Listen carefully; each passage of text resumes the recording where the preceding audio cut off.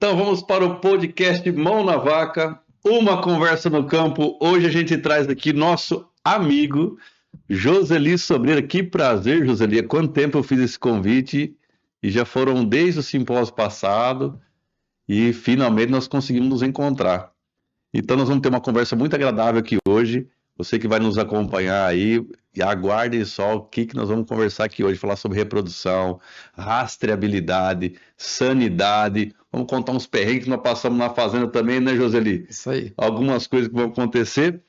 E o Josely, ele é médico veterinário, gerente de demanda dos estados do Tocantins, Pará, Maranhão e Piauí, da MSD Saúde Animal. Josely, muito obrigado pela presença. Eu gostaria que você se apresentasse para o nosso público aí. Obrigado, Josely. Primeiro que, obrigado a você, Danilo, a Paloma, ao Lucas e esposa, pelo convite e deu certo aqui agora, né? Que bacana, né? Agradeço aí também a todos vocês que estão nos acompanhando. O Josely é veterinário de formação, ele veio lá do Nordeste, lá de Pernambuco, tá? De uma cidadezinha chamada São José do Belmonte. Veio com a família para cá através de um concurso público, na época Universidade Estadual do Tocantins, a qual eu tomei posse. Fui trabalhar em Natividade, aqui próximo, né? Fiquei na atividade, depois pedi transferência para Araguaína, para o campus de veterinária de Araguaína. Uhum. E aí eu fiquei 10 anos na universidade, como servidor ali da universidade, depois veio encampação da Universidade Federal do Tocantins, a qual também fiquei um pouco lá, onde deixei muitos amigos, vários professores, docentes, discentes, enfim, pessoas que eu guardo no meu coração até hoje. Ingressei na iniciativa privada e onde estou há 22 anos na iniciativa privada. Que maravilha, hein, Josely? Então você veio lá do Nordeste aqui para o Nortão, tá em Araguaína, e me parece, numa conversa que nós tivemos ontem, que você está querendo voltar para lá, né? Não sei. Né? Mas é muito bom. O Norte aqui nos recebeu muito bem, né, Josely? O Norte, o Tocantins em si, quando nós viemos para cá também, ele é muito. Acho que esse calor aqui, não só o calor do ambiente, mas o calor humano aqui, a recepção nossa aqui, a gente montou aquele VAR aqui, foi espetacular. Né? E a gente fez carreira aqui também, graças a Deus, né? E que bom, Josely, e você é um grande parceiro nosso, tá sempre nos apoiando aí em todas as ações da nossa empresa, como médico veterinário, como amigo. Então, fico muito lisonjeado de ter sua amizade, né, e poder trabalhar junto com você, né? Mas me fala um pouquinho, Josely, por que você entrou para essa área da agropecuária, para a veterinária? Então, Danilo, eu tenho uma família, a minha família é uma família que é da área, né? Lá no Nordeste, eu tenho familiares que têm fazenda também, e desde criança eu falava para minha mãe que eu ia ser vaqueiro. E aí a minha mãe falava, ó, você queria ser vaqueiro, mas na verdade você queria ser veterinário. Então, a minha formação, como eu falei, foi em veterinária. Eu tenho paixão pelo que eu faço. E isso eu sempre coloco para aquelas pessoas, principalmente para os estagiários que já estiveram comigo. Primeira coisa, a gente tem que ter paixão na vida. E aí, quando você abraça uma profissão com paixão, todas as portas se abrem. Tudo que você faz no dia a dia não é como se você estivesse trabalhando, é como se você estivesse fazendo uma atividade onde você está se divertindo com isso. Eu tenho certeza que você também é assim dentro do seu negócio. Então, essa minha inserção no mundo da veterinária, ela veio de criança, quando eu estava ali nos primeiros passos meus, entendendo o mundo e gostando de animais como eu gosto. E foi para a área de bovinos, né? Você já te mexia com isso? Como é que era fazendo um pouquinho? Conta um pouquinho da sua infância, Josely. Então, eu fiz um curso técnico em agropecuária. Eu sou técnico em agropecuária. Então, na minha infância, ali principalmente no Nordeste, a gente não tem aquele contato maior com o bovino como a gente tem aqui no Norte. A população do Nordeste de caprinos e ovinos, ela é maior. Uhum. Então, eu sou um apaixonado também por caprinos e ovinos, né? Então, a gente consegue no dia a dia ajudar vários produtores. E ali, na minha paixão de caprino e ovino, eu me identifiquei muito. Então, eu fui fazer um curso técnico em agropecuário, lá em Belo Jardim, na Escola Agrotécnica Federal de Belo Jardim, e aí foi onde eu conheci mais do nosso negócio, não só do negócio veterinário, mas quando você faz um curso técnico agropecuário, você também tem o negócio agricultura, que aí combina com a pastagem. Então ali eu aprendi um pouco sobre adubação, aprendi sobre como que você deve semear, qual é a área que você deve plantar, o que é que você tem que fazer em primeiro ponto, uma análise de solo para você entender. E aí, para você ter comida farta para os animais. E no Nordeste, eu falo que o nordestino, antes que tudo, é um forte, né? Então, no Nordeste, com as estiagens, a gente aprende realmente a fazer comida lá, né? Lá é uma escola que não... É impressionante, né? Lá o desafio é gritante. Aqui também no Tocantins, a nossa seca também é bastante severa. A gente passa 4, 5 meses de seca. Por exemplo, no meu pai, nós temos uma fazenda aqui no Pium. Acho que a última chuva, se eu não me engano, foi em abril. Né? Hoje nós estamos em agosto, tá? Então, a gente tem que fazer reserva de pasto, feno, silagem, coisas que em outros estados a gente às vezes não precisa de tanta reserva de comida assim. Né? Então, o Nordeste ele é característico, a seca é muito severa lá, né? Então, a gente tem que aprender aqui, ou em qualquer lugar. Eu estava até vendo outro dia um consultor, que o pecuarista ele tem que ser especialista em produção de pasto, em produção de nutrição, de capim, milho e etc. O boi ele só faz é colher, né, o que ele está produzindo. Então, o pecuarista ele tem que ser um agricultor. O primeiro produto dele é a pastagem. Que no Brasil hoje, né, o mais barato para você produzir carne é através da pastagem. Então nós temos esse desafio enorme aqui no Tocantins e no norte do país todo, né? Então com essa experiência que você traz lá do Nordeste, né, com certeza encaixou muito bem aqui. E como é que foi logo depois que você se formou, que você veio para a Natividade, como é que foi esse período aí, Joseli, que você passou? Conta um pouquinho dessa história. Então, quando eu cheguei para tomar posse aqui em Palmas, na Secretaria de Administração, eu tinha a opção de morar aqui em Palmas. Na época, Palmas aqui só tinha 2 avenidas asfaltadas, era até Teotônio e a JK. Eu tive a opção de ficar aqui, tive a opção de ir para Gurupi, para Araguaína, mas eu tive um convite de uma pessoa que era lá de Pernambuco. Ele estava vindo, ele é veterinário de formação e era tenente do Exército, do Centro de Instrução de Guerra na Selva, lá em Amazonas. E naquela ocasião ele estava como diretor da Escola Agrícola de Natividade. E ele me convidou para ir para a Natividade. Eu não conhecia o Tocantins e ele falou que era muito próximo de Palmas. E eu acreditei na conversa dele. Agora, você imagina naquela época, né? A gente não tinha asfalto, o asfalto era só até Porto Nacional. E de Porto para lá, a gente pegava o Rio Formiga com água passando por cima e tudo vai, né? E aí eu fiquei na atividade ali como professor, assumi a cadeira de suinocultura inicialmente, e depois eu fui nomeado como coordenador administrativo e financeiro do campus de Natividade, que era da Unitins. Para, na sequência, eu ir para Araguaína. E aí para a Escola de Veterinária de Araguaína, onde eu cheguei, e aí eu fiquei lá tive a experiência minha no hospital veterinário, depois gerenciei a fazenda. A Escola de Veterinária de Araguaína, ela tem uma fazenda com 200 alqueires. Aí a gente preparou o curso para ser reconhecido pelo MEC. Eu fiquei como representante ali dos técnicos administrativos da universidade, representando a universidade. E depois a gente teve a passagem para a Universidade Federal do Tocantins, que foi muito, muito importante. Aquele anseio da classe estudantil, dos docentes, dos técnicos administrativos, de onde a gente fez a ponte com Brasília, com a UNB, e até a encampação para a UFT, que aí já formou vários colegas médicos veterinários, zootecnistas, e que hoje ela tem um papel importantíssimo dentro da formação dos profissionais que passam no Tocantins, na região norte principalmente, e no Brasil.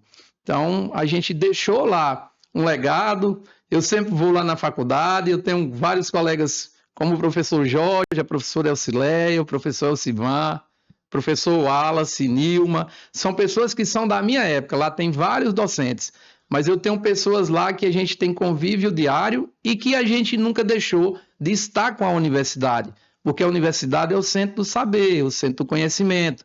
Então a gente tem que realmente estar com todas elas do nosso lado para que a gente possa ajudar os alunos que lá estão, como eu sei que você faz com vários que passam e que você deixa a sua contribuição na formação desses alunos.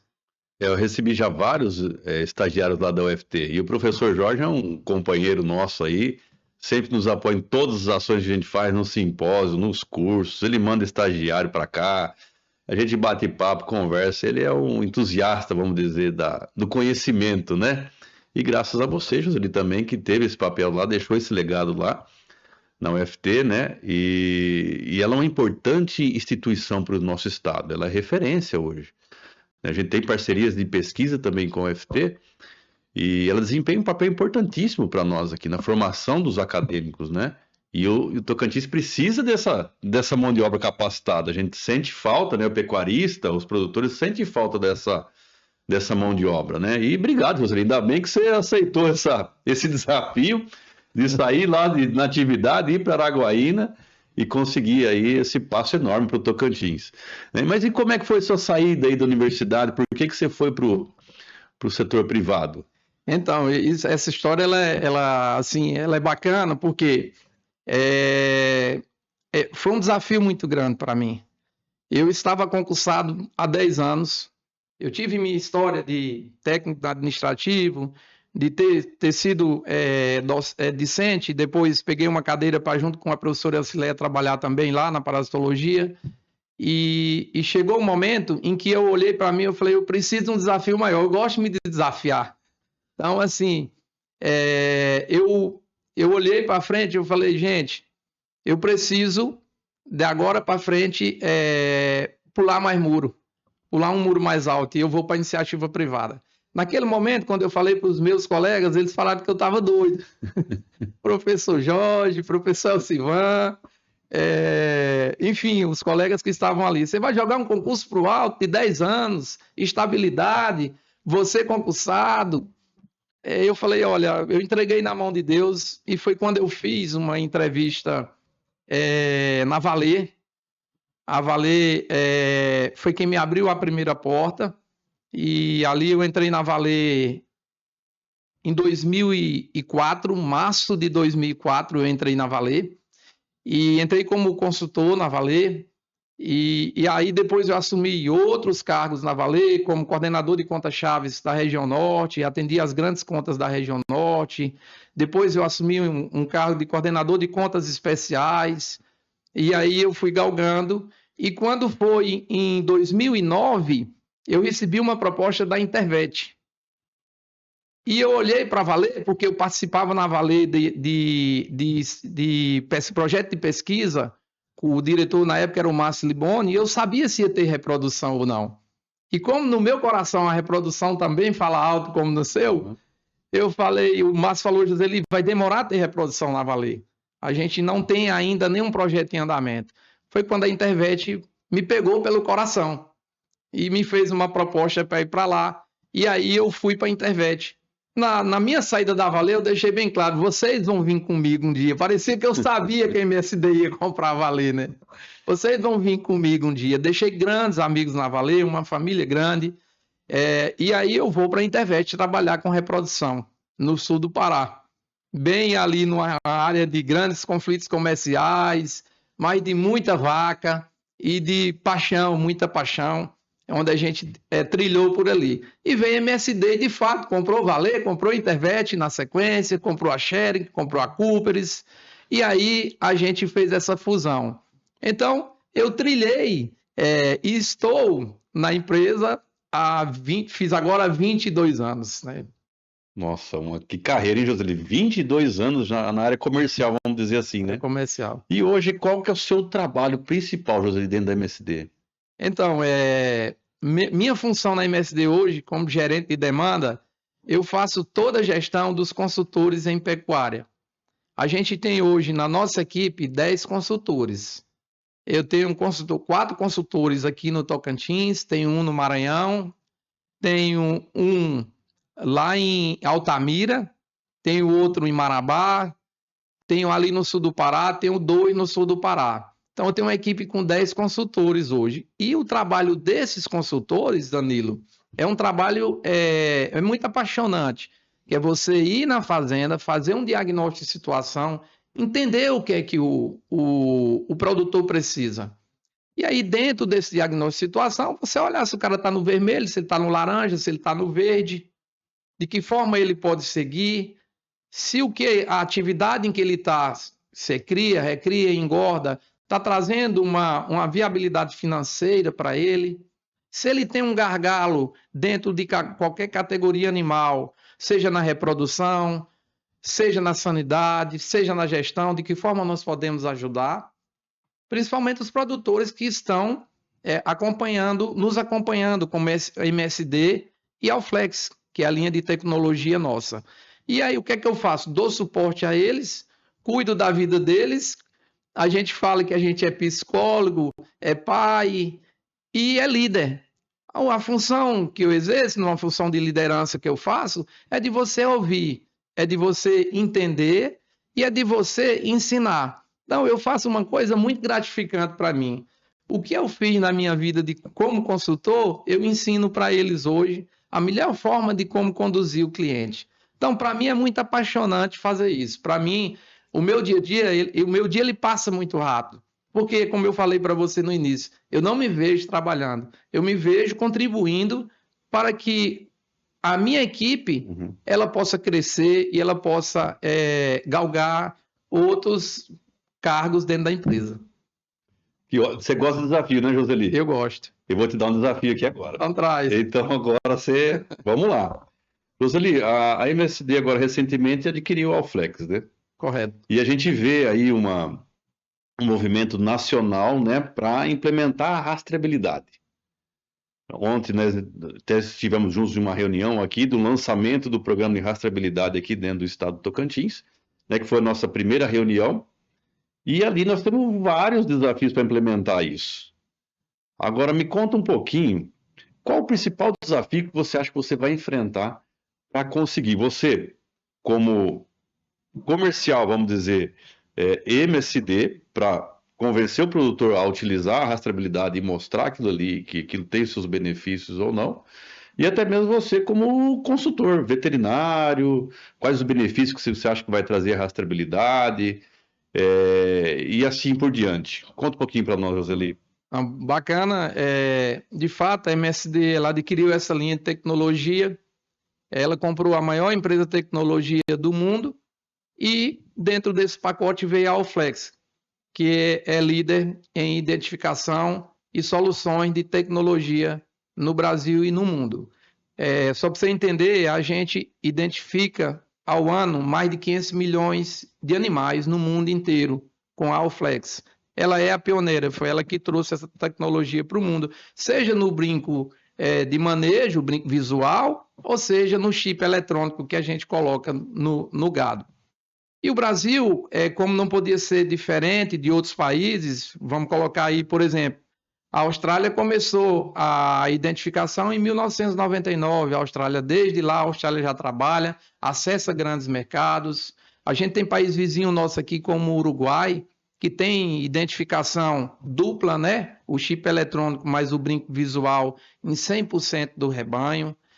Isso se traduz, Danilo, se você pegar o preço da arroba do boi hoje no Uruguai e pegar o preço da arroba do boi no Brasil, isso vai dar em torno aí de uma diferença de 25 a 30 dólares por arroba. Então, a carne que o Uruguai produz hoje, a carne que a Austrália produz, o México também identificando, eles conseguem alcançar mercados que a gente não está alcançando. O Brasil, inteligentemente, montou o seu plano de ação e entra agora para a identificação. O que é que eu vejo de gargalo, vamos dizer assim, de pontos mais relevantes dentro de um programa, entendendo o primeiro estado, que é o Pará, que já trouxe numa portaria em 2023, novembro de 2023, o Pará trouxe a rastreabilidade como ponto principal para dentro do seu negócio, lá num rebanho de 26 milhões de cabeça. A gente entende que num processo de rastreabilidade é normal. Você lembra quando o produtor foi obrigado a fazer vacinação de aftosa? A rebeldia tomou conta naquela época. Num processo importante de sanidade que nos tornou livre de aftosa hoje sem vacinação.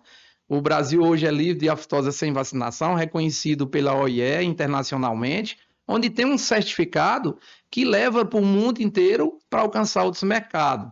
Mas, porém, para sentar na mesa e negociar com países importantes que pagam melhor, como o Japão, por exemplo, a gente precisa rastrear o nosso gado. Por quê? Porque a partir da rastreabilidade você sabe a origem dessa carne.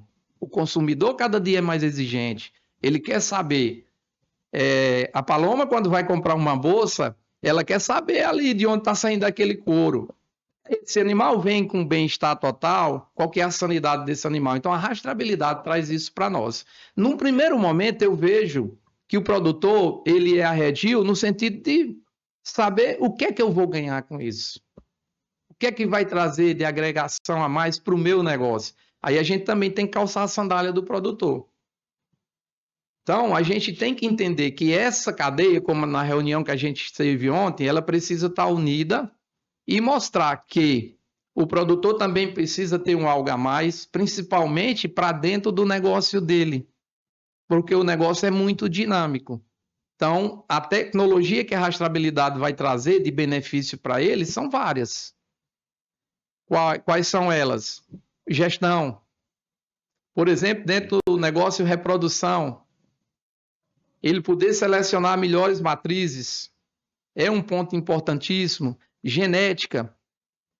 GMD na nutrição, como fala o nosso amigo Rodrigo Albuquerque, aquilo que você não consegue mensurar é como se fosse um cego atravessando uma lagoa sem ele entender qual é o ponto mais profundo.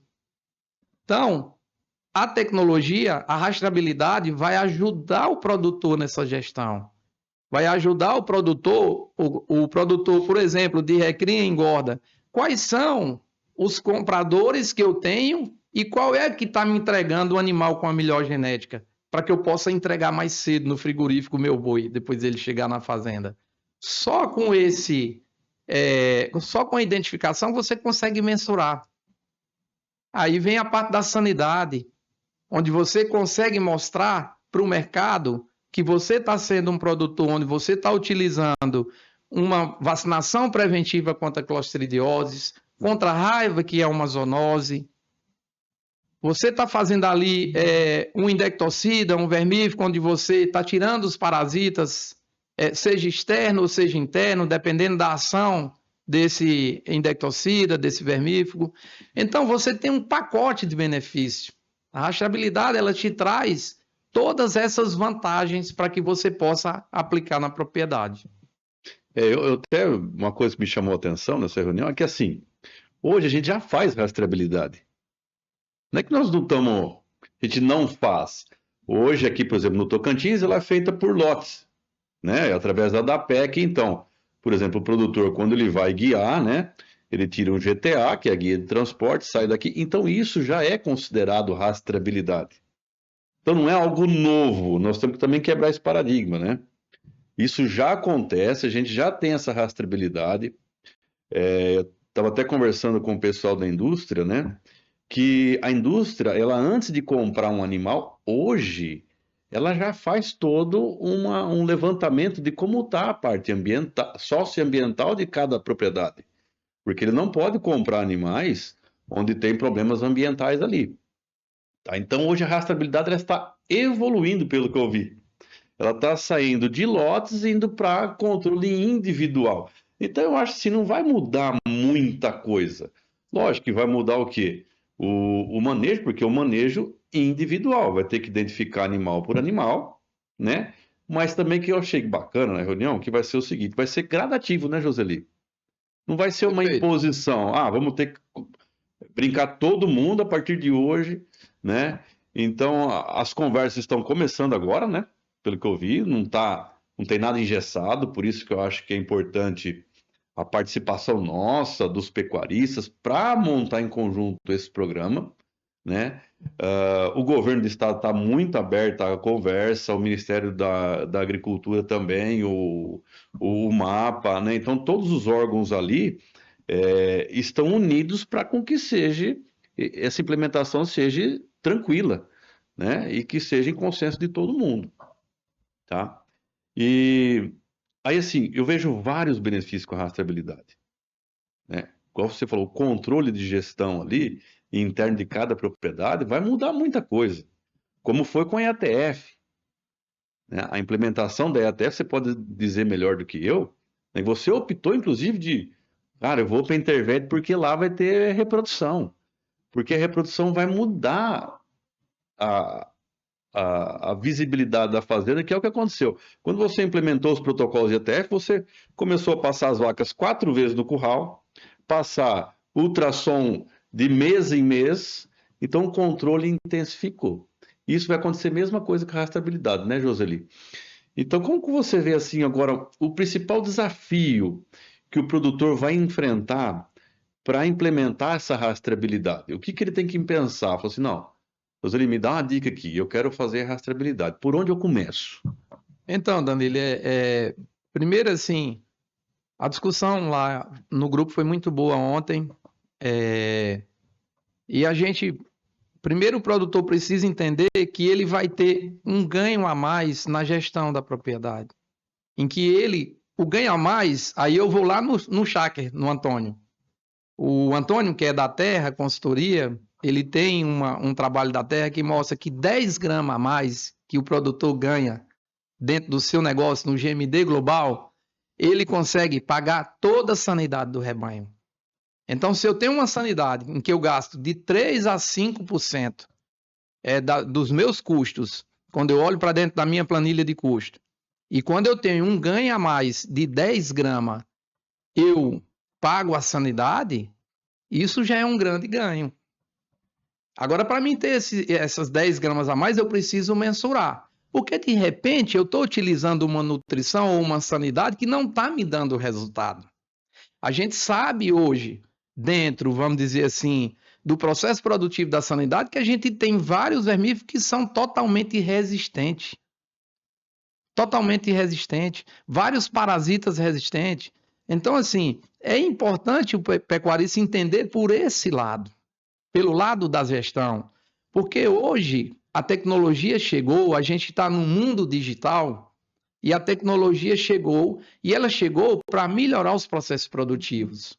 Eu não sei se você lembra, mas a gente tem um colega que é agrônomo, o Francisco Villa, que ele falou há 15 anos atrás que a pecuária, 40% dos pecuaristas iriam sumir num processo de longo prazo. E se você olhar, Danilo, saíram muita gente da pecuária. Os que ficaram são aqueles que são mais adeptos à tecnologia, são aqueles que trazem a gestão para dentro do processo produtivo. Então, eu acho que o principal ganho para o produtor é a gestão.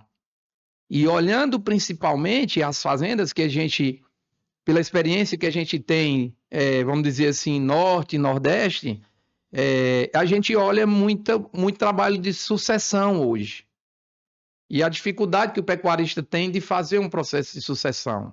Quando você tem uma fazenda em que a gestão dela está ok, em que ele está alinhado com o processo de tecnologia na gestão, o processo de sucessão ele é mais tranquilo, ele é mais saudável, ele é mais fácil de implementar. Então, essa tecnologia ele vem justamente para isso. Porque quando eu pego a rastreabilidade, o conceito de se colocar o chip ou o brinco, eu pego um conceito de fazer com que eu tenha um guarda-chuva de benefícios. E a gestão, ela mostra muito isso quando eu trago um guarda-chuva de benefícios. Porque você consegue mensurar.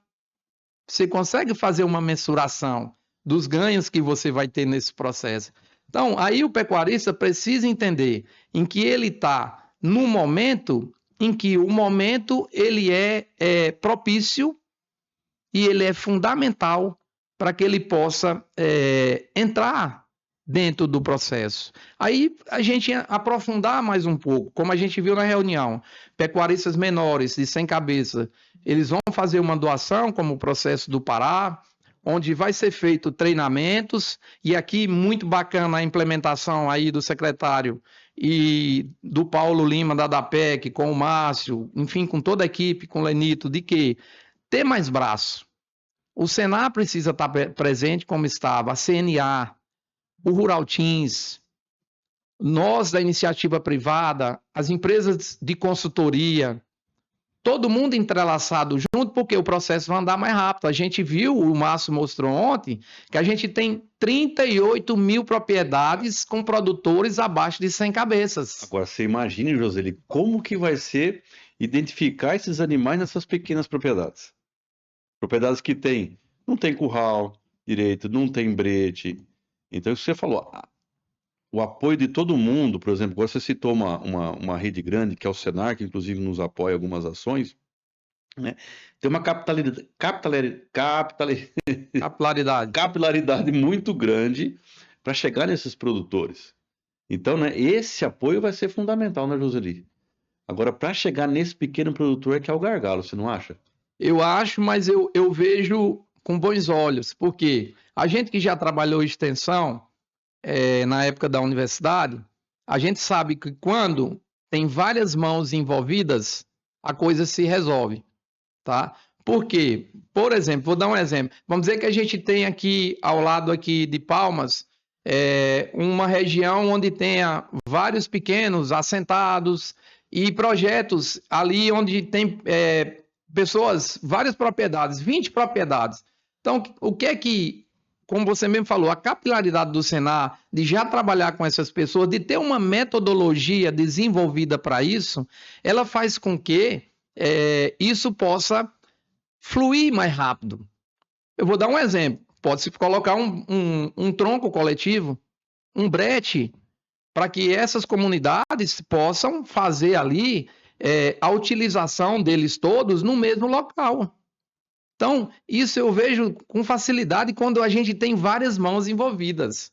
Agora, se tiver que andar somente numa direção e sem ter equipe, vamos dizer assim, multidisciplinar, aí também eu coloco a participação da universidade, ela tem que vir junto desse projeto, porque a universidade ela tem também mãos para fazer isso, tem alunos para participar, de repente dali alunos que vão, no futuro próximo, vão trabalhar com rastreabilidade, é um mercado que também vai ser importante para a formação da mão de obra, seja do zootecnista, seja do veterinário, do agrônomo. Então, eu vejo, Danilo, com muito bons olhos, porque quando a gente pega, por exemplo, vou dar um exemplo agora, o Rural Teams tem trabalho de extensão com pequenos produtores da cadeia do leite. Então, quando você pega esses trabalhos com pequenos produtores e você vê que teve sucesso, a Embrapa mostra muito bem isso, teve sucesso com pequenos produtores, e é isso que faz com que tenha sucesso, é a união de todos em busca de um só objetivo. Então, acredito muito na proposta que foi colocada ontem. E assim, eu acho que o benefício do produtor, que você está botando um ponto que eu acho importantíssimo, que a gente está vendo a modificação da pecuária através da gestão. Eu vou ser sincero, Joseli, eu ainda atendo clientes que eu chego na fazenda, o resultado deu 40% taxa de prenhez. Ele fala, nossa, mas por que foi tão baixo assim? Aí ele sobe no curral, ele vê as vacas e fala, nossa, essas vacas estão tão gordas, por que deu 40%? Só que na minha visão como técnico, as vacas estão na condição 2, vamos colocar assim, muito magra. E ele olha para as vacas e acha que ela está gorda, Joseli. Fala, olha, 40% na condição que está aqui, vaca primípara, recém-parida, magra, né? Então eu vejo assim ainda, tá? Uma gestão na maioria das fazendas muito visual, poucas anotações, né? O pecuarista, a maioria deles não sentam para analisar dados, né? Eu me coloco assim porque eu tenho uma fazenda lá que eu acompanho meu pai, né? Meu pai gosta muito da execução.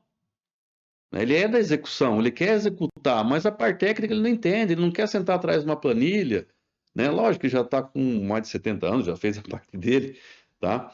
Mas tem que ter a hora do pecuarista sentar atrás de uma planilha, analisar os dados, sentar e falar, ah, essa foi melhor, assim está sendo melhor, entendeu? Eu vejo ainda muito pouco essa atividade dele. Ele não conhece o negócio dele, né? Ele deixa na mão do vaqueiro, né? Que trabalha lá no dia a dia. Às vezes ele tem um gerente um pouquinho mais capacitado que consegue, mas ele fica muito no operacional, né? E não vejo essa coleta de dados e essa análise de dados. Então eu vejo que o benefício da rastreabilidade está aí. Essa geração de dados que vai gerar dentro da propriedade dele, só que ele vai ter que ter um tempinho para sentar ou contratar alguém que faça isso para ele, né? E aí a gente vê algumas empresas se movimentando para isso já. Já voltando para uma consultoria, até própria, acho que a MSD deve, não sei, se vocês têm alguma ação da MSD para isso, algum software, algum programa, claro que o treinamento de vocês, para esses técnicos que vocês atendem, né? As propriedades, né, Joselino? Concordo, Danilo. Esse realmente vai fazer o diferencial. É que o pecuarista começa a entender um pouco mais da gestão.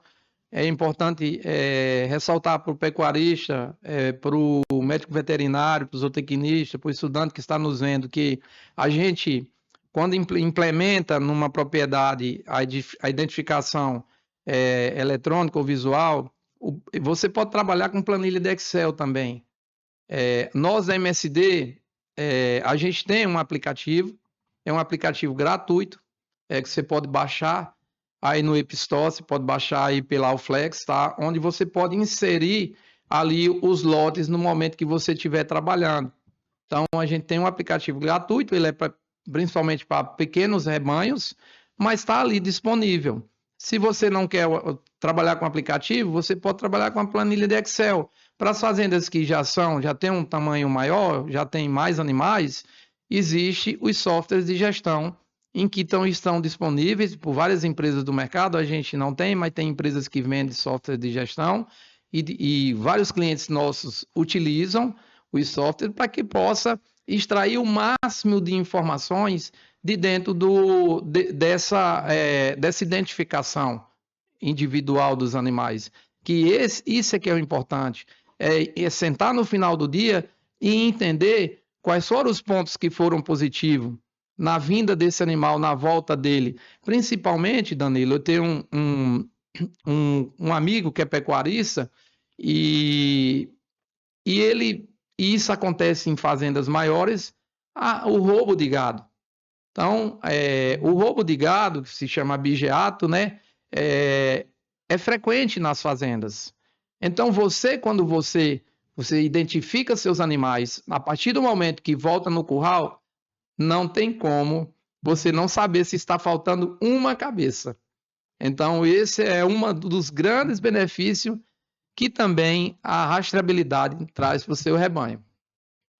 E a tecnologia ela vem crescendo cada vez mais. A gente antigamente era só o brinco de manejo, né? Hoje tem a facilidade do chip, que não tem erro. A leitura que você faz, a leitura pelo bastão ali, ela leva, acho que, se eu não me engano, são 15 números, né? Então não tem como ser um número igual, não tem como cantar errado, né, José? Cansei de ir curral. Que número que é? É o 6 ou é o meia dúzia? É a dúzia inteira? É o 1, é o 7, né? Então o bastão ele tira aquele erro, né? E a gente já vê, por exemplo, nós temos um software também que a gente trabalha, que é o Smart Pack, que a gente usa para reprodução. Então hoje praticamente todas as nossas fazendas, hoje a gente já faz a gestão da reprodução. Porque também não adianta a gente ir lá.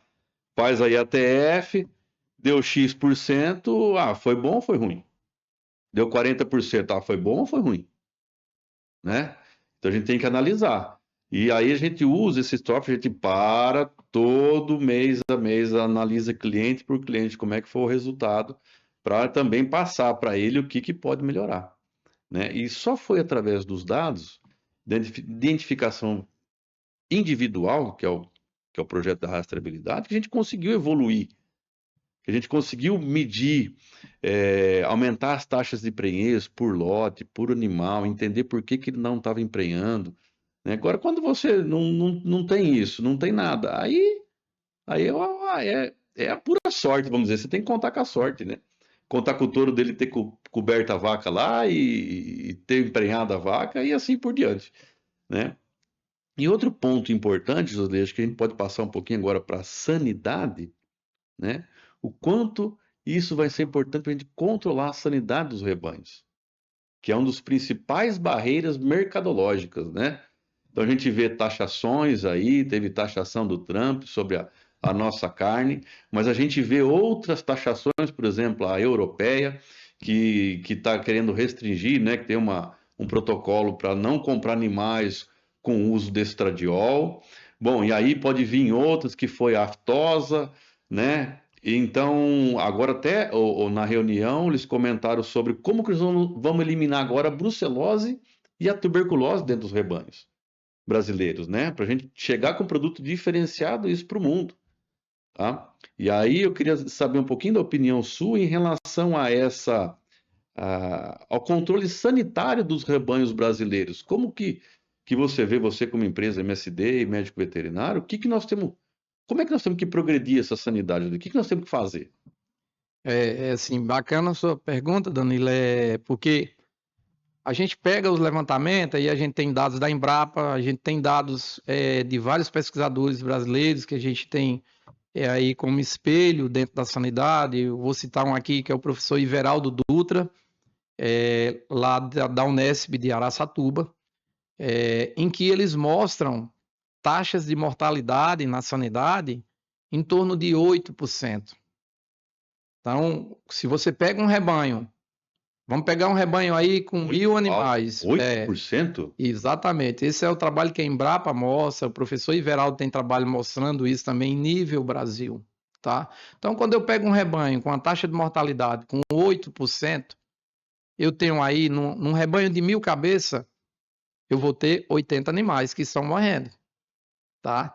E Danilo, eu estou falando 8% numa taxa média, mas nós temos dados de fazendas que a gente já foi, em que havia mortalidade maior, 10%, 11% em bezerros do nascimento ao desmame.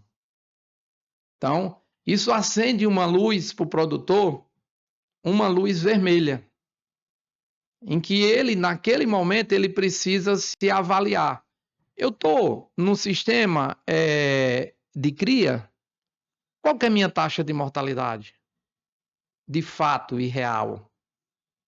Porque, assim, se você não mensurar, não tem como você saber. A gente, em visitas a propriedades aqui no Tocantins, no norte do estado, tinha um produtor que falava que tinha uma taxa de mortalidade entre 3% e 5%. E com o veterinário que a gente foi da fazenda, quando a gente fez as contas, ela estava muito maior. Em outras fazendas que a gente vai. Então, aí acende essa luz e eu preciso entender qual o preventivo que eu estou fazendo.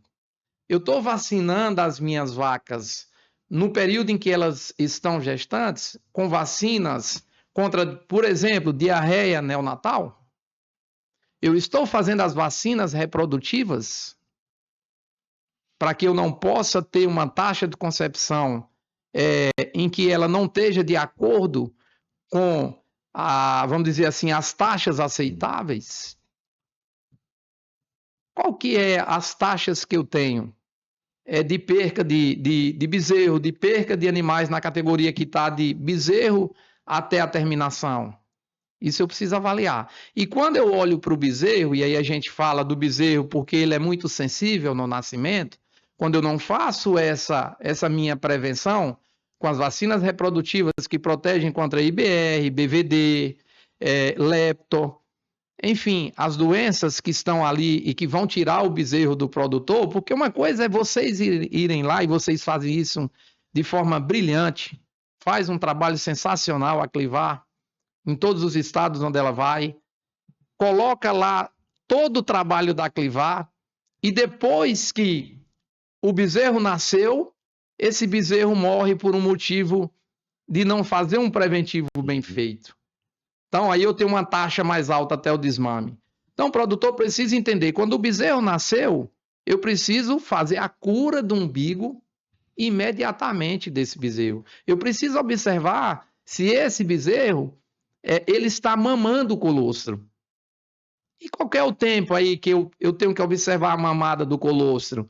A mamada do colostro, que é aquele emoji inicial que a gente chama, né, o leite inicial, ele tem uma taxa de anticorpos que ele vai caindo à medida que o tempo vai passando. E é esses anticorpos do colostro que vai defender esse bezerro até os 90 dias de idade. Então, quando eu tenho uma vaca, aí a observação lá na maternidade, quando eu tenho uma vaca que ela também não passa esse colostro em qualidade e em quantidade, eu preciso eliminar essa vaca. Eu não posso deixar ela dentro do sistema, porque eu vou ter um bezerro guacho, eu vou ter um bezerro que desmama com peso menor, ou eu não vou ter o bezerro dentro do sistema de produção, que aí ele cai nas taxas de mortalidade. Mas eu preciso anotar tudo. Eu preciso informar. E quando eu preciso informar, eu preciso entender. Foi uma diarreia? Porque a gente sabe que as doenças que mais matam bezerro no período neonatal, que a gente chama, é diarreia e pneumonia.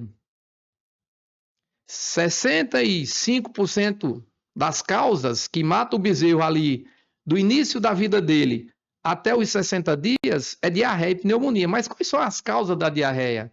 A viral, como a gente falou da prevenção com a vacina, bacteriana, por protozoário, tá? E às vezes até uma diarreia, porque ele mamou muito ali, a diarreia do leite, tá? Mas aí a gente precisa identificar um pouco para tomar ações a partir daí e para que o produtor ganhe, porque é o trabalho da Clivar. Ali é o fruto que a Clivar colocou ali dentro da fazenda. É todo um trabalho que vem e que vai coroar com o desmame do bezerro. Joseli, infelizmente vou ter que discordar de você. Que a maior mortalidade hoje não é por doenças, é por cobra, Joseli. Não tem nem a vacina contra a cobra. Não, porque, né, a gente chega na fazenda, né? Ah, morreu, o que foi cobra? Ah, morreu, o que foi cobra? Rapaz, mas acha cobra. Ela é a vilã. Acha cobra, né, Joseli, para matar esse tanto de animal, esses 8% aí. Ela paga o passo. Mas quando o cara fala que é cobra, é porque você vê a desinformação, né? Que ele não está anotando, ele não está capacitado até para identificar do que ele morreu, aquele animal. Então, a capacitação também dessa equipe, né, ela é importantíssima, né? Você falou, tem que anotar, não tem o que fazer. Os dados tem que passar para a gente, o pecuarista tem que ter conhecimento dos dados para ver aonde que ele vai agir, né, e entrar com o programa sanitário ideal. Agora, o preventivo, a gente, vamos dizer, não precisa medir, né, José? A gente precisa. O preventivo tem que ser feito. Igual a gente toma vacina para gripe, não é porque eu peguei gripe, eu quero tomar vacina da gripe porque eu não quero pegar gripe, né? Então, eu acho que essa consciência da prevenção, ela tem que ser. Nós temos que bater mais isso, viu, Joseli? Nós temos que falar mais sobre isso. Concordo, Danilo. Concordo, assim. Existem vacinas no mercado que você pode trabalhar, como eu falei, já trabalha ela ali quando a vaca está prenha. Depois, quando o bezerro nasce, a partir dos 60 dias, já tem vacinas com tecnologia. Nós temos isso no portfólio nosso, que já elas podem ser aplicadas a partir dali. E depois você faz um reforço aos 90 dias, quando esse bezerro vem, a fêmea ou o macho, que vai entrar na vacina de brucelose. A gente tem vacinas com tecnologias como a RB51, que podem ser utilizadas ali em fêmeas para prevenção de brucelose. Então, a importância da vacinação ela é fundamental para que o produtor ele possa continuar no processo, porque senão ele não suporta. Continuar, porque com 8% de mortalidade não tem atividade que resista. Né? Se a gente pega uma taxa de juros hoje que está 15%, se ele for no banco, já tem que pagar uns juros de 10% a 12% ao ano. E ainda tiver uma mortalidade de 8%, não adianta, José. Ele vai comer o estoque dele, daqui a pouco ele vai cada vez mais diminuindo a quantidade de estoque e vai chegar um ponto que ele vai ter que arrendar a fazenda. Ele não vai sustentar.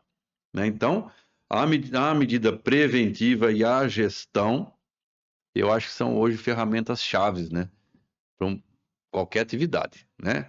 Prevenção de risco para mercado. Hoje a gente você tem maneiras de travar a sua arroba, você tem maneiras de já vender os seus animais antecipadamente e garantir, né, o risco ao mercado. Você tem maneiras de prevenir a sanidade dos animais com as vacinas, né? Você tem maneira de prevenir possíveis percas, vamos dizer, de ganho de peso. Se você pesa os animais, anota se está ganhando, se está perdendo. Você tem maneira de prevenir doenças, se o animal está comendo bem, se você está dando a nutrição adequada para os animais, a suplementação, que isso gera imunidade nos animais. Então, eu acho que o grande desafio do produtor hoje é a gestão da propriedade dele, Joseli. Porque ferramentas tem inúmeras hoje no mercado, né? Tem vacina, Nossa, tem ferramentas de ATF, FIV, fertilização in vitro e tudo mais. Então nós estamos num ponto de tecnologia muito alto. Só que se o produtor não fizer a gestão daquilo ali, ele vai usar uma tecnologia às vezes, e que nem você falou, nós vamos colocar o bezerrinho lá da IATF, lá vai emprenhar, mas vai perder 8% daqueles bezerros, valeu a pena.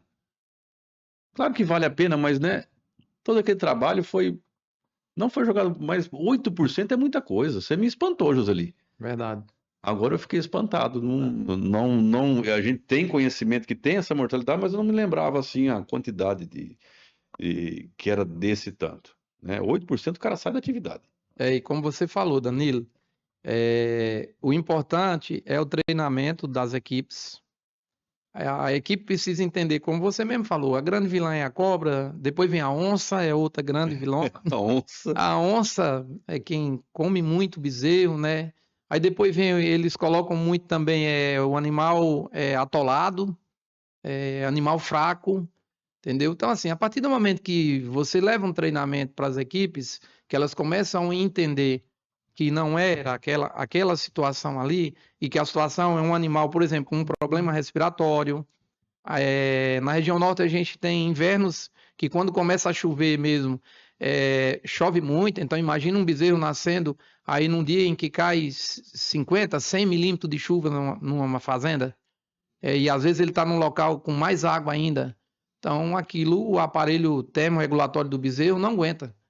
E aí, se no outro dia o vaqueiro não atuar com um produto que possa ter uma ação rápida para chegar na circulação, chegar no ponto de ação lá no respiratório dele e cessar a multiplicação bacteriana, esse bezerro não vai existir mais.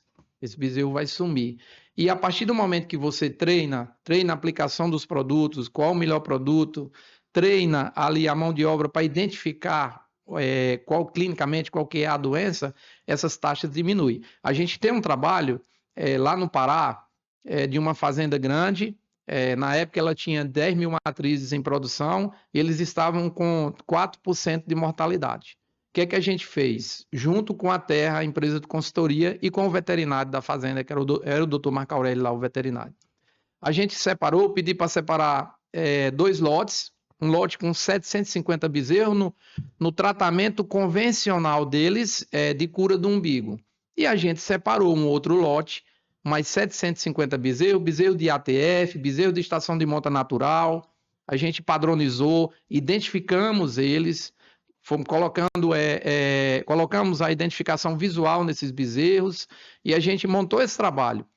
E a gente não só montou o trabalho, eu pedi um trabalho que a gente acompanhasse até o desmame, para a gente ver a diferença em ganho em peso, que o lote que estava sendo aplicado a nossas indicações, de entrar com uma metafilaxia, que o americano usa muito lá nos Estados Unidos, a gente entrou com a tioldipirosina, que é um antibiótico, que é o antibiótico hoje mais potente que a gente tem no mercado, seja na saúde humana ou seja na saúde animal. Ele é da saúde animal.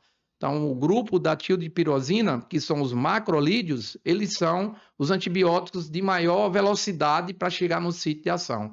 Só para você ter uma ideia, Danilo, ele chega lá no local de ação com 21 minutos. Rápido. É rápido. Aí você compara com a penicilina, que são horas para ela chegar. Uhum. Você vê como ele age rápido. Então, a gente fez a aplicação dele, que é o Zuprevo, que a gente trabalha. A gente fez o Zuprevo, fez a cura do umbigo. Olhando ali, Danilo, de que forma? É importante entender que existe uma forma de você pegar o cordão umbilical, você vai cortar ou você vai deixar permanecer a estrutura? Você vai colocar dentro ou você vai colocar em volta da parede? Então, essas informações, elas fazem com que você blinde ali o umbigo do animal. As principais doenças, elas penetram por ali também, as principais bactérias que vão levar o animal a morrer ou ele tem um desempenho baixo lá no desmame. E aí, para finalizar o trabalho, a gente baixou essa taxa, ela veio para 0,6, tá? 0,6, isso tudo está mensurado pela Terra, é um trabalho que a Terra acompanhou, e a gente chegou com peso ao desmame maior, onde o lote que recebeu esse tratamento, ele ganhou em torno de 150, 160 gramas a mais do que o outro lote, naquele período, ou seja, desmamou a mais, desmamou com mais peso. Então, você imagina o que é que a sanidade ela não consegue fazer dentro do sistema de produção. Então, assim, era um produtor que não trabalhava com produtos, vamos dizer assim, olhando essa situação, e a gente conseguiu mostrar num trabalho mensurado e analisado e mostrando em números o que é que ele ganhou com aquilo ali, juntamente com a nutrição dos animais, enfim, com toda a gestão da propriedade. O pecuarista tem muito desafio, né, Joseli?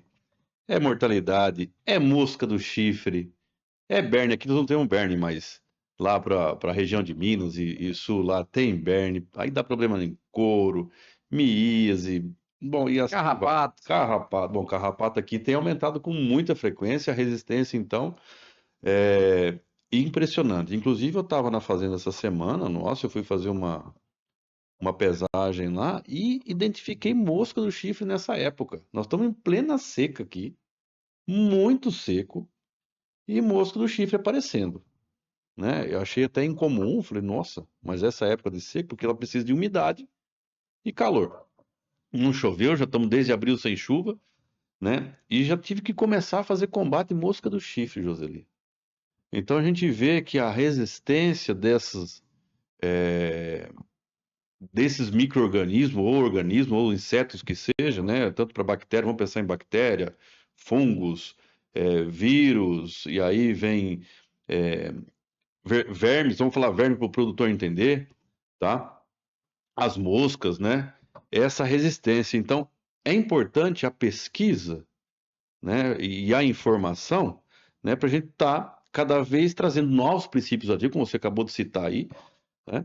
Trazendo novas tecnologias para poder combater essas pragas, porque vem aparecendo coisas aí que a gente.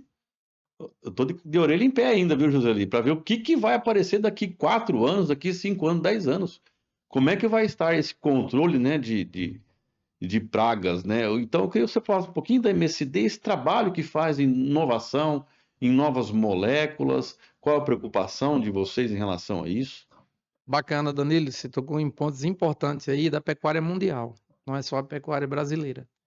Os parasitas cada vez mais são mais resistentes, a gente acompanha bem aí as matérias, a gente olha bem o que está acontecendo lá fora, e quando você falou no assunto mosca, é um assunto que ela está resistente no mundo inteiro hoje, tá? Ela está resistente no mundo inteiro. E a MSD é uma empresa que ela vive pesquisando. É uma empresa com mais de 130 anos de existência. Ela tem uma equipe de pesquisa, seja na saúde humana, onde ela traz inovações constantes, seja na saúde animal. Olhando para a saúde animal, a gente trouxe recentemente, a gente falou do carrapato, um produto e uma molécula que há 40 anos não se lançava nenhuma molécula para controle de carrapato efetivo, né? E a gente trouxe aí o Frulalaner. Primeiro ele veio em PET, primeiro ele veio na PET, né, que é o Bravecto, é o produto mais vendido do segmento hoje no mundo inteiro, é o Bravecto, que é para controle de pulgas e carrapatos. Depois a gente trouxe para bovinos. Então a gente trouxe esse lançamento que foi o Exolt, o Frulalanner para bovinos, de forma que você aplica no animal na linha do osso lombar dele, é Poron, é um produto Poron, e que efetivamente ele controla as linhagens de carrapatos resistentes. Porque, como você mesmo falou, o consumidor está muito exigente, os países muito exigentes, então você tem um dano sério no couro do animal quando você tem uma infestação de carrapato alta. A MSD é uma empresa que ela traz, recentemente ela trouxe outros produtos de inovação. Na área da tecnologia, a gente trouxe o SensiHub aqui para o Brasil. Quem que é o SensiHub? Ele é um colar que está sendo muito utilizado no gado de leite, onde, Danilo, ele coloca esse colar, monta na fazenda. Esse colar ele pode nos mostrar, num período de antecedência de 72 horas, avaliações fisiológicas da vaca, se ela entra em desordem metabólica. Se ela entrar em desordem metabólica, por exemplo, no gado de leite, ela for ter uma mastite, o veterinário que está lá monitorando, ele vai ter sinais lá no programa em que mostra que essa vaca vai entrar ali numa desordem fisiológica e metabólica que aponta um quadro de uma doença como a mastite. Como também ela antecipa os sinais do cio da vaca. Então você consegue, através dessa ferramenta, ter essa leitura que eu coloco como fundamental, principalmente no leite, para que você possa antes do animal entrar numa doença infecciosa ou numa doença infecto-contagiosa, vamos dizer assim, você ter essa resposta. E com isso, quem ganha? Ganha a produtividade. Ganha mais bezerro na IATF, principalmente no gado de leite. Você sabe como é que é o gargalo da IATF no leite. Então, a gente trouxe essa ferramenta também. Tem várias fazendas já utilizando de norte a sul do Brasil. Então, como é que é? É um colar? Ele é um colar, o SensiHub.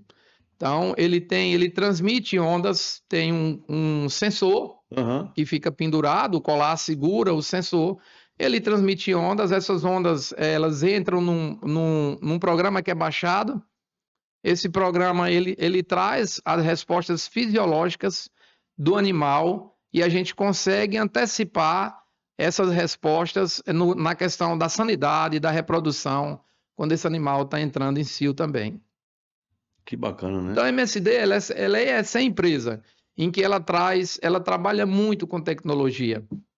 Quando eu volto para a questão da mosca, a curto prazo nós não temos nada a curto prazo.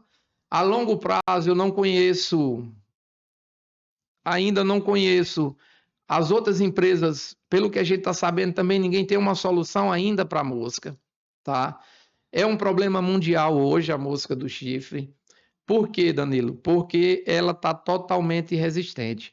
O que é que a gente fez? E a gente fez um trabalho com um produtor lá em Marabá, que é o Maurício Fraga, que também é colega nosso veterinário, tem propriedades ali no entorno de Marabá, e que teve uma situação em que nada estava resolvendo na propriedade. E a gente foi lá auxiliá-lo, junto com a Universidade Federal do Tocantins, a professora Elcileia, que é nossa colega, também nos auxiliou. Sem a Universidade Federal do Tocantins, a gente não tinha conseguido fazer o trabalho, onde a gente fez uma avaliação lá para entender se existia a resistência e se aquelas moscas eram de uma linhagem diferente, que estavam ali nas propriedades dele. De fato, existia resistência, linhagens diferentes de moscas resistentes. Nós envolvemos a Embrapa, a professora Luciana Gatto, que é a maior pesquisadora no Brasil hoje que a gente tem nesse assunto de mosca, ela foi envolvida também. E a gente desenvolveu um protocolo junto com a Universidade Federal do Tocantins, onde a gente concilia, tá? Onde a gente faz um auxílio do brinco mosquicida com um vermífugo. Para quê? Para que a gente possa atuar de fato onde a mosca e onde ela deixa os ovos, que é a partir dos ovos que ela vai emergir a pupazinha lá nas fezes do bovino, a larva vai voar e vai se transformar em mosca. Então, o que é que a gente pensou? A gente colocou o brinco no D0, aplicou o solution, que é o vermífugo, são duas moléculas associadas, a aba mais ivermectina, numa concentração de 3,5%. Aí a gente deu um intervalo de 42 dias para fazer uma segunda aplicação do vermífugo e fizemos outra com 84 dias. Por quê, Danilo? Lá nada funcionava.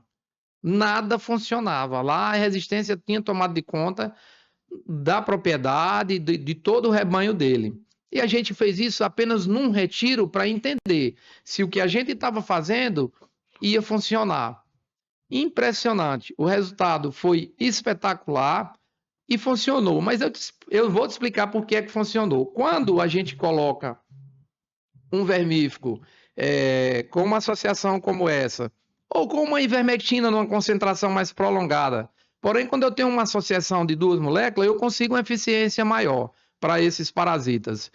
Eu vou direto onde a mosca deixou o ovo. É nas fezes. O residual do vermífugo vai direto para as fezes. Então, ela inibe a eclosão do ovo. Se ele eclodir, ele mata a larva, o residual. Por que é que a gente fez num espaço de 42 dias? Para pegar o pico plasmático do produto numa ascendência. Porque se eu não vou com produto longação e eu uso um produto 1%, ele só tem um pico plasmático de 21 dias, 25 no máximo. Então, quando ele estava baixando, a gente dava uma segunda dose para aumentar o pico. Aí você me pergunta, mas a minha infestação lá na fazenda, lá na sua, onde você viu, ela é menor, Joseli. Ela não precisa desses 3 manejos. Perfeito, você pode fazer 2 manejos. E aí você observar se você deu uma limpada. Porque se você não faz isso hoje, eu falo muito isso para o produtor no dia a dia, você vai jogar dinheiro fora utilizando o brinco. Porque o brinco não é culpa de nenhum brinco e de nenhuma empresa. É porque a mosca está resistente aos princípios ativos, Danilo. Eu vou voltar e dar só 2 exemplos. O seu pai está na pecuária há quanto tempo? Ele já tem quanto tempo de pecuária? Meu pai ainda tá novo, tá com 4 anos ainda. 4 anos. É. Mas você tem clientes que já devem estar há 40 anos na pecuária. 40 anos ou mais. Esses clientes que estão há 40 anos na pecuária, Danilo, eles começaram utilizando quem? O Botox, o Barrage, a cipermetrina. Essas cipermetrinas, elas foram ficando resistentes. Em 1998, eu fiz um trabalho com a doutora Thelma da Embrapa, que foi uma das maiores pesquisadoras de mosca que a gente teve no Brasil. E a gente já mostrou ali a resistência dos piretroides, que é o Barrage, que é o Botox. Na sequência, toda a cadeia da pecuária começou a usar os organos fosforados, que é o que a gente tem hoje em larga escala. E os brincos, quem são? Organos fosforados. Então, a gente já não tem mais, elas ficaram resistentes aos organos. Então, essa associação permite que o produtor possa controlar, de fato, o rebanho. Até quando, se você me perguntar isso, a gente consegue? Não sei. Com certeza vai vir mais resistência por aí e vai chegar um ponto que eu acho que nós vamos ter que uma outra tecnologia. Talvez Perfeito. que não seja a injeção, que não seja um vermífugo, que seja uma outra coisa. Né? Eu acho que existe até alguns estudos no México que eles controlaram a mosca da miíase produzindo moscas inférteis, né? Então os machos, né? Eles soltaram isso no México lá. Não sei muito ao certo. Isso aí foi conversas, vamos dizer, de congressos e tudo mais. Não cheguei a ver o trabalho. Não sei, depois você pode me confirmar se isso é verdade ou não, tá? E eles cruzam, mas não ocorre a fecundação. Então isso foi acabando com a mosca da bicheira lá, né? Então talvez vai ter que vir uma outra tecnologia que não seja. Estou pensando aqui lá na frente, né? Porque vai chegar um ponto que vai ficar incontrolável, Joseli. Né? O que produto nós vamos ter que usar? E será que isso, pensando em bem-estar animal, em consumo de uma carne, vamos dizer, livre de ivermectina e essas coisas, né? De princípios ativos, né? A gente vai ter que pensar em fora da caixa, né? Para conseguir controlar essas coisas. Porque hoje a gente consegue controlar com o vermífugo, com o brinco, mas vai chegar um ponto que eu acho que vai ser incontrolável. Né? Concordo. E assim, existe esse trabalho lá no México, existe. Mas aí quando a gente olha para o ambiental, Danilo, aí eu olho no mundo de uma forma geral, a gente para poder controlar plantas daninhas, a gente utiliza vários herbicidas e esses herbicidas eles também interferem na cadeia, vamos dizer assim, biológica das moscas. A gente tem uma ferramenta para nos ajudar, em contrapartida, muitas vezes você pode ter uma ferramenta que essa mosca ela vai tomando doses sucessivas desses produtos e elas vão criando linhagens mais resistentes e vão trazendo para dentro da propriedade. É isso que acontece muito hoje, vamos dizer assim, olhando para a biologia da mosca. Então, existe essa pesquisa, mas eu tenho certeza que não só a MSD, mas existem grandes empresas, outras empresas que também estão no mesmo segmento que a gente, que estão pesquisando, pesquisadores trabalhando dia e noite. A gente tem um time de pesquisas que é um time fenomenal. A gente tem aí vários pesquisadores com títulos, vamos dizer assim, em ordem mundial, como a gente teve a própria ivermectina, foi um pesquisador nosso que trouxe ela para o mercado. E não tenho dúvida de que vai chegar o momento, assim como o carrapato, foram 40 anos para trazer a molécula, nós vamos trazer para a mosca. Enquanto a gente não tem, a gente tem que trabalhar com as armas que a gente tem. E essas armas, a gente hoje, esse protocolo que a gente desenvolveu lá no Pará, ele está sendo utilizado no Brasil inteiro. As outras empresas também estão utilizando desse protocolo.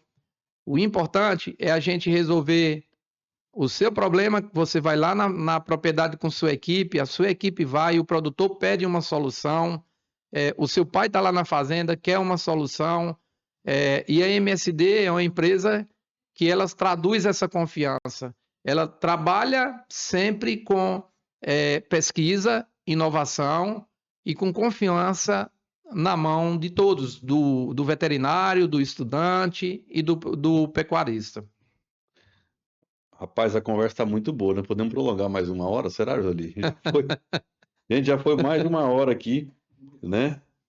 E eu acho, Jolie, que nós vamos continuar essa conversa dia 11 e 12 de setembro, tá? Tem muitas coisas ainda que ficou no ar.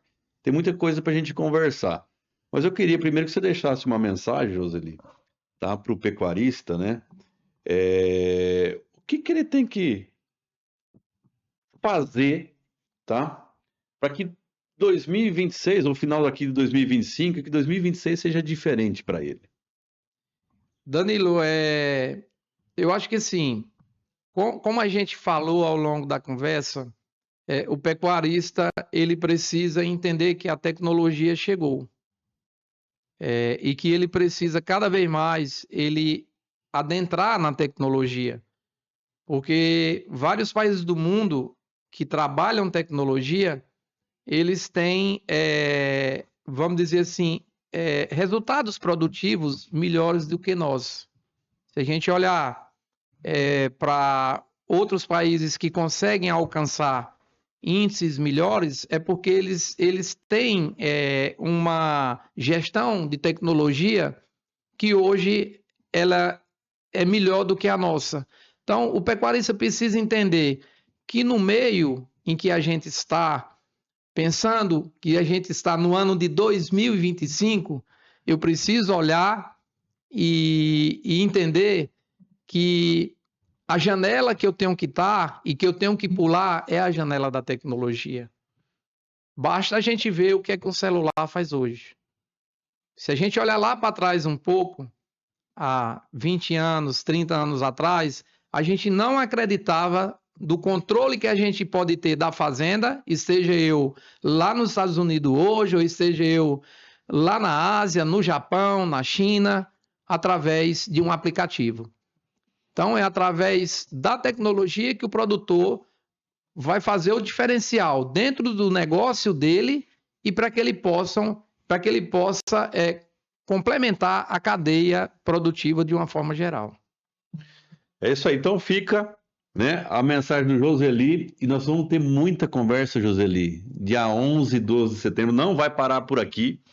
Então, se eu fosse o produtor, a mensagem que eu deixo é que esteja conosco, dia 11 e 12 de setembro, em Palmas. Nós vamos realizar, juntamente com o MSD e o Senar, né, e a Clivar, com apoio aí de outros patrocinadores, Remate 63, MFcast, Cargill Nutron, SmartPack, ST Repro. Vamos estar reunindo uma gama de pesquisadores e produtores, setor público, setor privado. Vamos discutir sobre vários assuntos que foi falado aqui no nosso podcast. Então você não pode deixar de estar conosco lá, dia 11 e 12 de setembro, em Palmas. Vamos deixar o link aí para inscrição. Você que está interessado ainda, dá tempo, tá? Corre lá, faz sua inscrição, porque esse evento nós vamos falar muito, vamos falar sobre mercado, vamos falar das taxações do Trump, vamos falar das novas tecnologias que temos para a sanidade animal, vamos falar sobre reprodução, nutrição. Então, vários fatores que vão trazer aí ferramentas para você entrar 2026 de uma maneira diferente. Vamos sair 2025 melhor e entrar, se Deus quiser, 2026 com outro raciocínio, um outro conhecimento e uma esperança maior e que as coisas vão melhorar, né, Joseli? Com certeza. Joseli, muito obrigado pela presença, obrigado por estar conosco aqui, de coração, dessa amizade que a gente tem há muitos anos, né? Fiquei muito feliz de hoje a gente estar com esse momento aqui, batendo um papo legal, muito bacana. E obrigado, Joseli, obrigado por tudo, viu? Eu que agradeço, Danilo. Obrigado a você, a Paloma, ao Lucas, a esposa. Obrigado pela amizade. Muito, sim, muito o simpósio, de uma forma geral. A gente começou a trabalhar o ano passado na organização. Então, é muito prazeroso quando a gente chega nesse momento e chega próximo do simpósio e vê a quantidade de pessoas que já estão nos procurando e querendo essa sede de conhecimento. Então, nós contamos com vocês lá, dia 11, 12, para ter todos esses assuntos que o Danilo falou e para você também ter ali, fazer o contato com o pecuarista, fazer o contato com o veterinário que você não vê há muito tempo. Esse contato é que vai levar você a entender pessoas que vêm do Brasil inteiro para esse simpósio e que vêm buscar o conhecimento aqui num evento de grande nível. Para mim, hoje é o maior evento. Aqui Norte e Nordeste é o maior evento, sem sombra de dúvidas, um dos maiores eventos do Brasil. Então não fique de fora. Aproveite a programação, compre já o seu ingresso, a sua inscrição e venha participar conosco. Obrigado, Danilo. Valeu. Obrigado, Joseli. Valeu.